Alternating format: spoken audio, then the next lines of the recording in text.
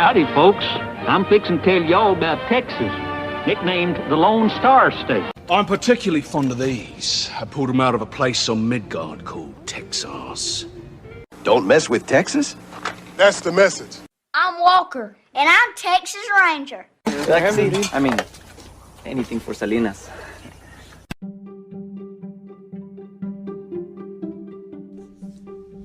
Welcome to this week's episode of Texas Slang for Crazy. This week we're talking about how a Texas grocery store may have ended the Soviet Union.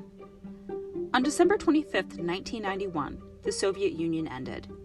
This massive day in world politics may have been started by a Texas supermarket and a quick visit to it. On September 16th, 1989, Boris Yeltsin was on a visit to the United States. He had just been elected the Supreme Soviet. Some say he came to visit the USA to compare the USSR space program with ours. Some say it was an attempt to find out more about American mental enhancement programs to create super soldiers. That's a long story better described by the podcast Mysterious Universe.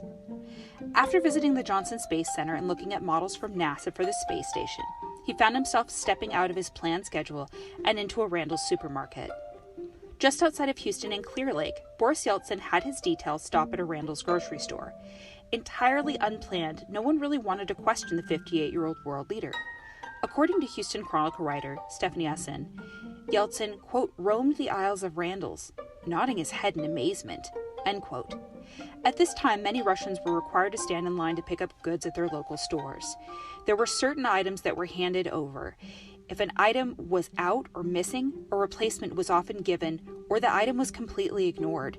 It was not uncommon for better products to be made available only to people in power, with inferior products given to the people. This was very often seen in chocolate production and the types of meat made available to the public, if at all.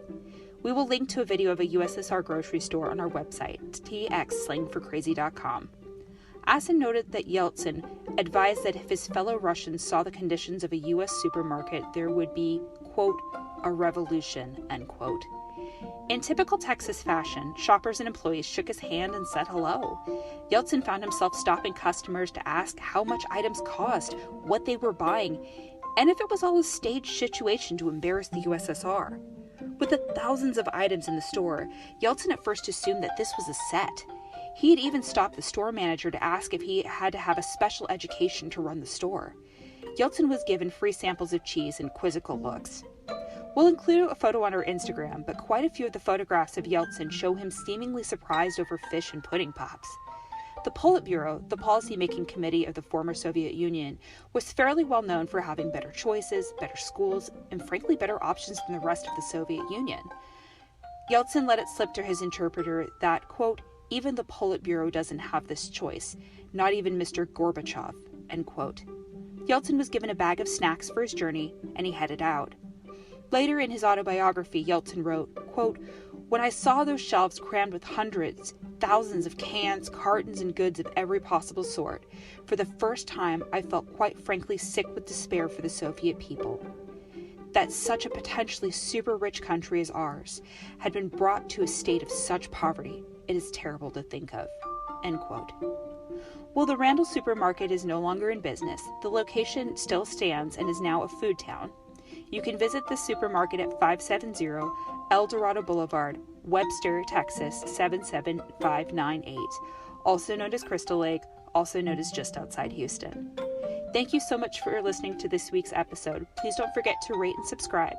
And you can visit for all of our links that we've discussed at txslangforcrazy.com and see pictures on txslangforcrazy on our Instagram, as well as email us at txslangforcrazy@gmail.com or find us on Facebook at Texas Slang for Crazy.